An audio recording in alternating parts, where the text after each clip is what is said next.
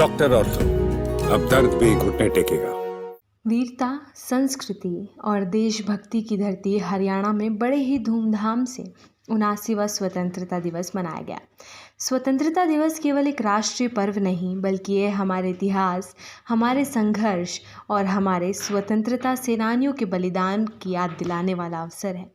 इस वर्ष के समारोह ने एक बार फिर ये साबित कर दिया कि हरियाणा के लोग अपनी मातृभूमि के प्रति प्रेम और सम्मान को दिल से निभाते हैं। इसी कड़ी में राज्य स्तरीय मुख्य कार्यक्रम का आयोजन रोहतक के राजीव गांधी खेल स्टेडियम में किया गया। इस मौके पर हरियाणा के मुख्यमंत्री नायब सिंह सैनी ने ध्वजारोहण कर पूरे प्रदेश को स्वतंत्रता दिवस की शुभकामनाएं दी। ध्वजारोहण से पहले मुख्यमंत्री ने राज्य स्तरीय युद्ध स्मारक पर जाकर शहीदों को पुष्पांजलि अर्पित की और उन्हें नमन किया। ये क्षण बेहद भावुक था, जब उपस्थित जनसमूह ने मौन रखकर उन वीर सपूतों को याद किया जिन्होंने देश की आज़ादी और सुरक्षा के लिए अपने प्राणों की आहुति दी। मुख्यमंत्री ने अपने संबोधन में कहा कि रोहतक का स्वतंत्रता संग्राम में योगदान अविस्मरणीय है। रोहतक जिले के 800 से अधिक जवान आज़ाद हिंद फौज में शामिल हुए थे। ये हमारे लिए गर्व की बात है और हमारा कर्तव्य है कि हम इन वीर शहीदों के बलिदान को कभी न भूलें। सीएम नायब सिंह सैनी ने जैसे ही तिरंगा फहराया, पूरा स्टेडियम देशभक्ति के नारों से गूंज उठा। भारत माता की जय, वंदे मातरम और जय हिंद की गूंज ने वातावरण को रोमांचित कर दिया। जिसके बाद भव्य परेड का आयोजन हुआ, जिसमें Haryana police, home guard, NCC, NSS और स्काउट्स के जवानों ने अनुशासन और साहस का परिचय दिया। परेड का नेतृत्व एएसपी फैजल खान ने किया। जवानों के कदम ताल और एकरूपता ने दर्शकों को मंत्रमुग्ध कर दिया। मार्च पास्ट में शामिल तमाम टुकड़ियों ने अपनी ड्रेस, बैच और अनुशासन से ये संदेश दिया कि वे हर समय देश की सेवा के लिए तैयार हैं। स्वतंत्रता दिवस समारोह केवल परेड और औपचारिकताओं तक सीमित नहीं रहा। पूरे प्रदेश में, विशेषकर स्कूलों और कॉलेजों में रंग बिरंगे सांस्कृतिक प्रस्तुतियों का आयोजन किया गया। छात्र छात्राओं ने देशभक्ति गीत, कविताएं और नाटिकाएं प्रस्तुत की, जिनमें स्वतंत्रता सेनानियों के संघर्ष और बलिदान को दर्शाया गया। हरियाणवी लोकगीतों और नृत्यों ने समारोह में प्रदेश की सांस्कृतिक पहचान को उजागर किया।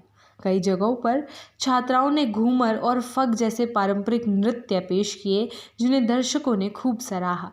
इस साल स्वतंत्रता दिवस पर खास जोर उन वीर सपूतों को याद करने पर दिया गया जिन्होंने अपने प्राणों की आहुति देकर देश को स्वतंत्र करवाने में योगदान दिया।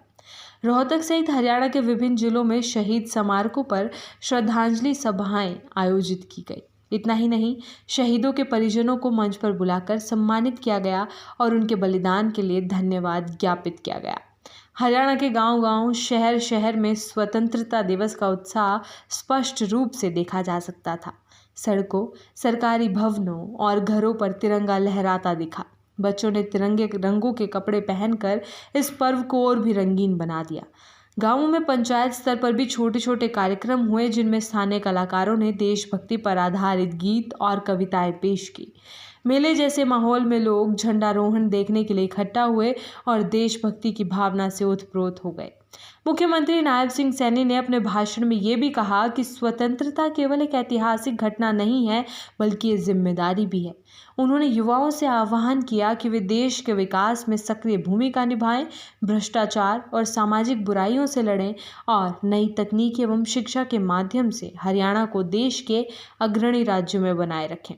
उन्होंने स्वतंत्रता सेनानियों के जीवन से प्रेरणा लेने और उनके आदर्शों को अपनाने की बात कही। उन्होंने ये भी जोर दिया कि आज का स्वतंत्र भारत तभी सशक्त हो सकता है जब हर नागरिक अपने कर्तव्यों को ईमानदारी से निभाए।